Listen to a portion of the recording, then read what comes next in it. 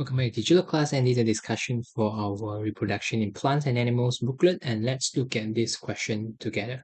So here, this question here says the diagram shows the process of a male sex cell fusing with a female sex cell in human and plant respectively.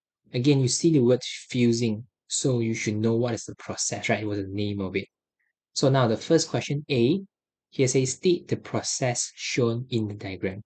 So basically you can see from the diagram, this is the male sex cells, then also the female sex cells, okay? So what's the process? So basically you can just explain the process shown in diagrams is, or R, and you're supposed to use R, fertilization. Okay, and that's it for question A. Now, question B. Explain why large number of male sex cells are introduced, why there's a large number into the female reproductive system each time during the process of reproduction. Why there is a large number of male sex cells? Why? I mean, it is kind of normal or logical to think, right? Because when there's more, there's a higher chance of something, right? So the large number is actually to increase the chances,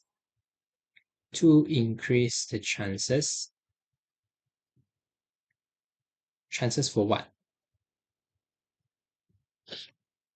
Of the male sex cells to fuse, or you can say fusing with the female sex cells. Okay, so basically there is the explanation to that, to increase the chances. Okay, now C, which of the following statement describes the similarity between pollen grain and sperm? Again, we know pollen grain and sperm are both male reproductive cell, and now we need to try to find what similarity. Okay, so the first one, both pollen grain and sperm are produced by female parts. No, right. Both of these are actually male, produced by male parts. The next one, both pollen grains and sperms can move from place to place. Now, pollen grains, if you still remember, we have something called pollination, right?